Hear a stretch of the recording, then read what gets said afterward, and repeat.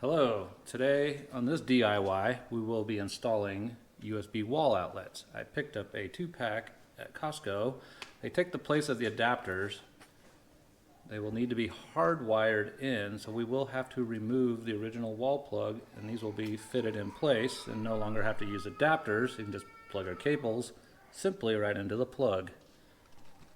Alright, let's get these things open and take a look at them, see what they want us to do to install them.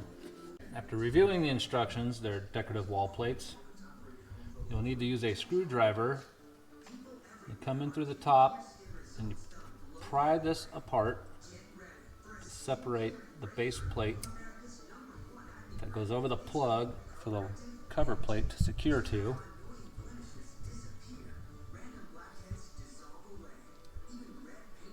Try to do this without damaging it.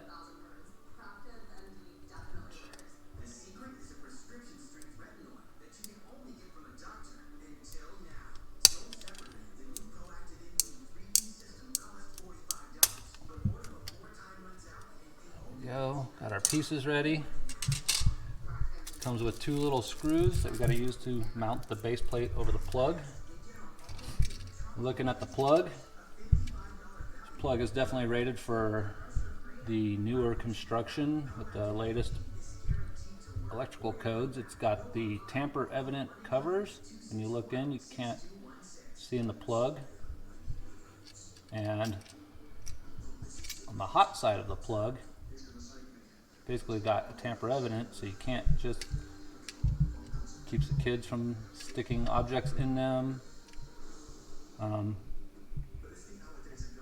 This is a newer construction house. It took us a little while to get used to the newer plugs. These style plugs with the little shutters that block the openings are throughout our house now. And we had some difficulties plugging certain things in, because basically to get the hot side to open, the neutral side has to be pressed in, and basically you need your plug to push both doors in at the exact same time for the doors to open and allow the plug to go in and make contact with the electrical. And now that that's out of the way, let's shut the power off to our plug. For this particular installation, we are working in the kitchen, and we are going to take advantage of the fact that we have GFCIs on it, and we're just going to hit the test on the GFCI to release the power to the plug. And we're going to use our trusty green Lee tester, and it detects any voltage. So we'll turn that on, confirm that our tester works. You see it's very, very sensitive to any kind of electrical, plus there's items plugged into the plug. And this thing is great, recognizing power there. Now we're going to hit our GFCI.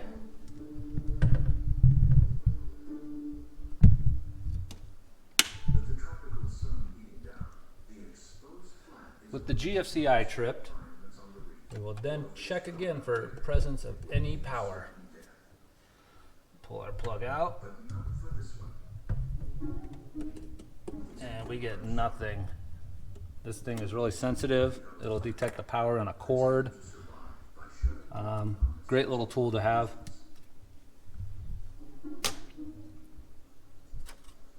Now we'll take out our existing plug.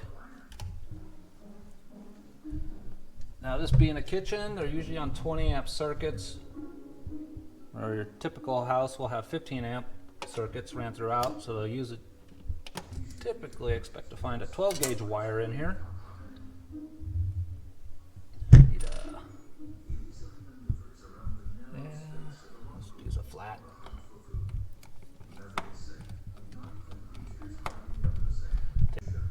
Now we've got our screws loose. We're going to grab the plug. We're going to pull this thing out. We can see our wires. We will confirm again. We have no electricity present anywhere in the box, so our shock hazard is 0. And once again, if you Any questions, there is always the hazard of being electrocuted, which can result in death. And if you're uncomfortable with that, definitely consult an electrician to have these installed. What you find on 12 gauge wires are always wrapped around the screws on the sides. The black is the hot side, the white is neutral.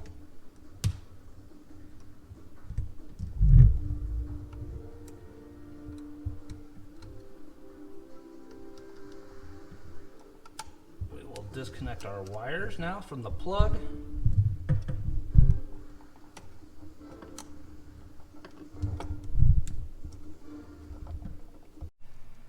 Alright, so when you pull your plug out of the wall, the wires on it may look like this. You'll loosen the screws up on the sides and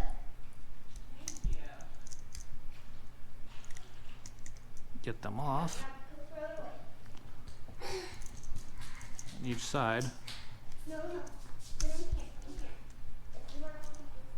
Or you may have the stabbed in style, which are just push-ins. Or it could be, all the grounds are usually wrapped.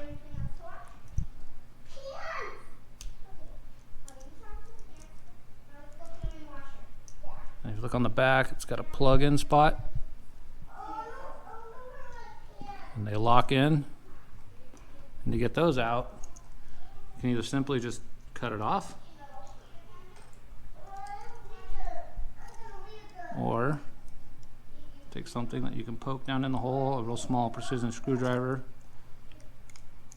or like this, poke it in,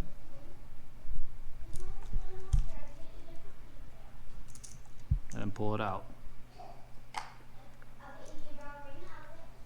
To prepare the wires, so you can see here the thickness difference in the plugs. The new plug is much thicker. It'll fit more into the pocket. I had to really push the extra wire in pretty tight to get the plug to seat flat.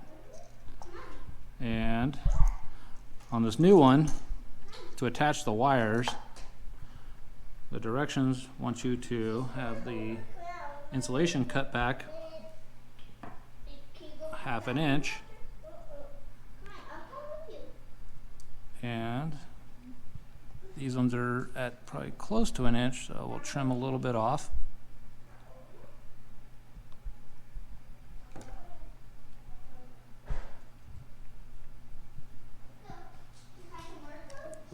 I'm going to leave a loop on your ground, and then on your plug. And it's different for all brands, but this is how the Feit works. You'll loosen the screw up on the side. The side that says hot is your black. Some cases it may be red, depending on how the wiring is in your house. And simply push it down in underneath the metal piece.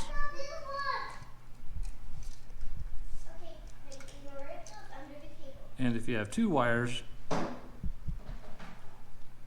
can put each one on each side, and fit 2 wires in.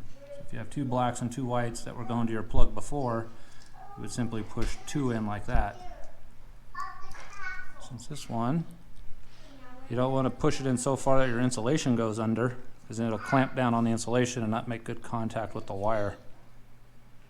So stop just shy of pushing the insulation in,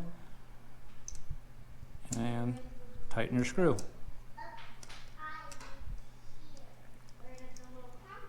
You want it to be really good and tight. Just like that. White, same thing. Your ground goes to the green screw on top.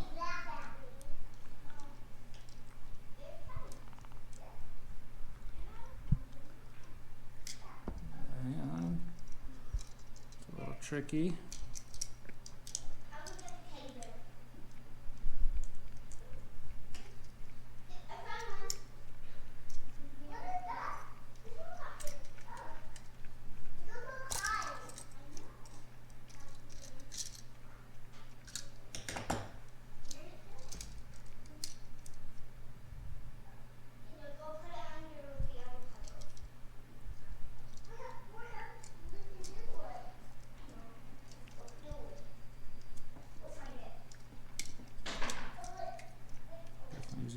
down that direction.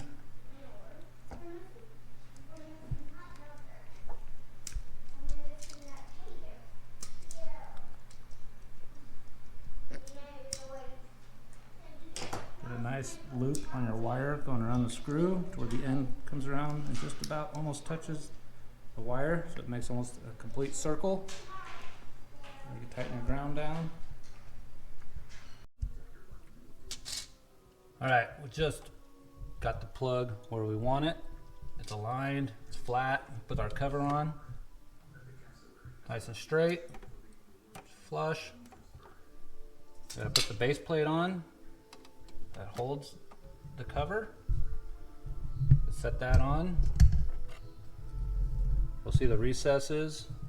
The cutout area goes toward the wall. The flatter area faces outward. Our notches, where we pry the cover off, if we come back and have to take this off for painting or we want to replace it again later, we're going to put at the bottom, because at the top there's not much room. The cabinet is right in the way, so we're going to put them at the bottom where there's a little more access to get a screwdriver in there. Take these little tiny screws it came with. We're going to put those in.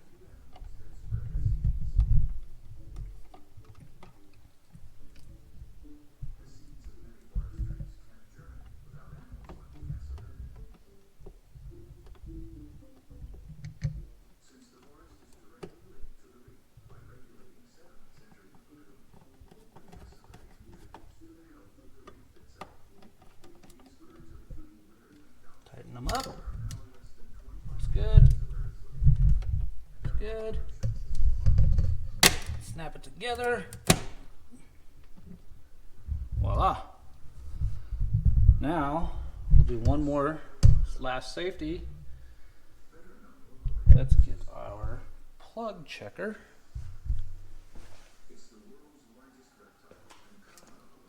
This handy little device, if you ever have a problem with an outlet or anything, you can simply plug it in. A series of lights will come on and tell you, different combination of lights to tell you if you have a broken wire, disconnected, ground, neutral, hot, or if everything is correct. 2 yellow lights. So basically, if you have a red light or a single yellow, something's wrong. 2 yellows, everything is good. We'll plug that in. Now we're going to reset our GFCI.